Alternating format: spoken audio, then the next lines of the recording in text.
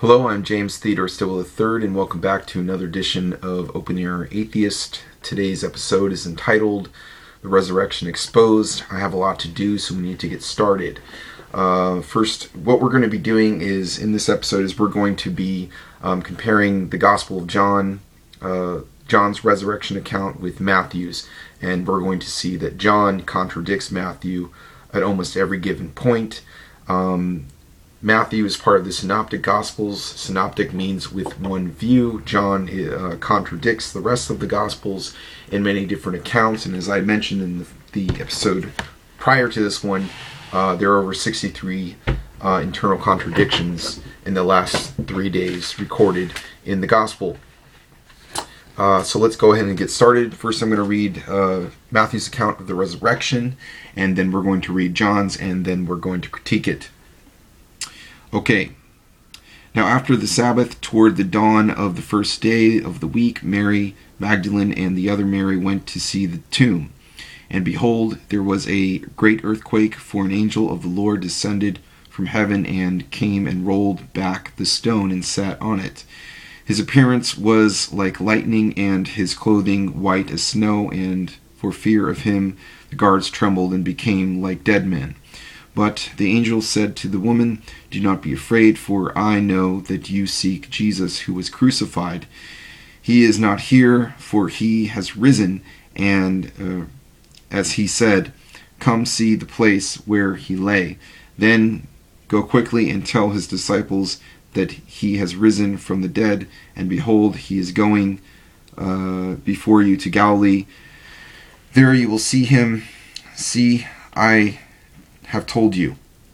So they departed quickly from the tomb with fear and great joy, and ran to tell the disciples. And behold, Jesus met them and said, "Greetings." And they came up and took hold of his feet and worshipped him. Then Jesus said to them, "Do not be afraid, and go tell my brothers to go tell my brothers to go to Galilee, and there they will see me." While they were going, behold, some of the guards went into the city and told the chief priests.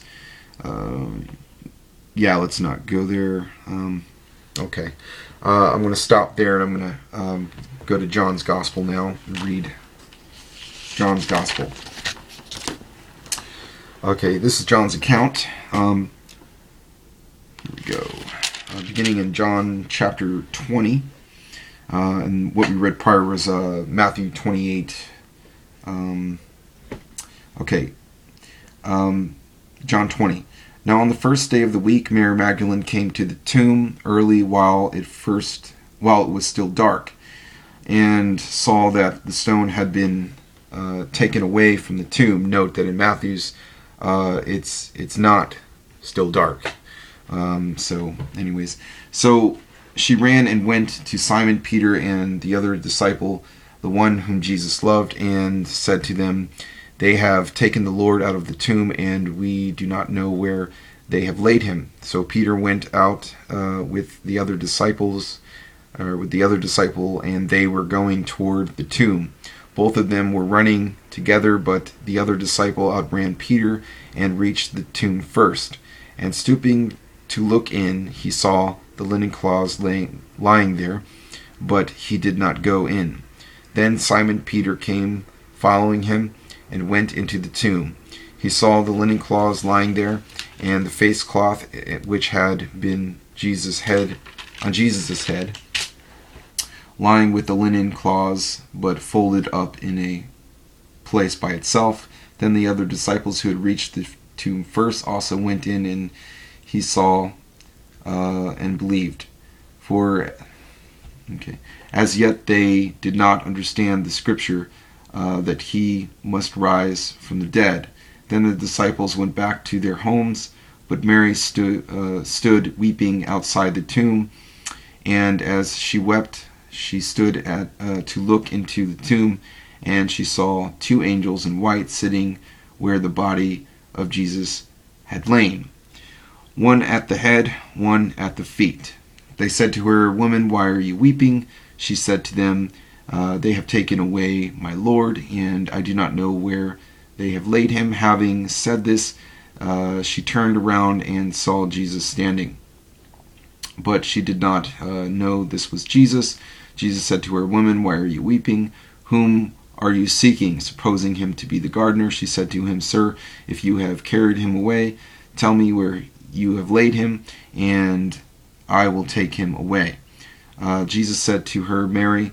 She turned and said to him in Aramaic, "Rabboni," which means teacher. Jesus said to her, "Do not cling to me, for I have not yet ascended to the Father, but go to my brothers and say to them, I am ascending to the Father." Okay, now let's read my critique of this. Okay, notice in Matthew's Gospel, they grab his feet and worship him. But in John's, Jesus states, "Touch me not, for I have not ascended to the Father." Note in John's version, Mary comes to the tomb alone, and also only in John's story, she comes while it's still dark. Note also this time there is no earthquake or rolling away of any stone, and there are no angels either. And the stone, we already covered that. There are no guards either. Mary in John's Gospel finds the empty tomb and runs back to the disciples and doesn't meet anyone along the way, or Jesus on the way that she worships, or holding of Jesus' feet. She reaches the disciples and claims someone has stole Jesus' body. But wait, I thought the soldiers were guarding it. No, not in John's Gospel. Now everyone's running back. One outruns the other, and finally they reach the tomb, and Mary sits in front of it. And this time we have two angels inside the tomb. Note the angels in John's Gospel. The angels don't proclaim the resurrection, but simply ask Mary why she's crying. She then mistakes Jesus as the gardener, but when she realizes it's him, Jesus says, "Touch me not, for I have not ascended to the Father," then tells her to go tell the disciples that he is ascending to his God.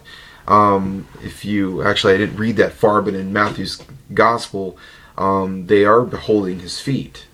But yet in this, it's very important to John that Jesus is not touched before the ascension. So that's a contradiction right there. There are many contradictions in this story. I think I've pointed out quite a few. You cannot reconcile every single one of these contradictions. Therefore, submit that the resurrection account is exposed as a fraud, and challenge anyone to refute it. Thank you, and have a good night.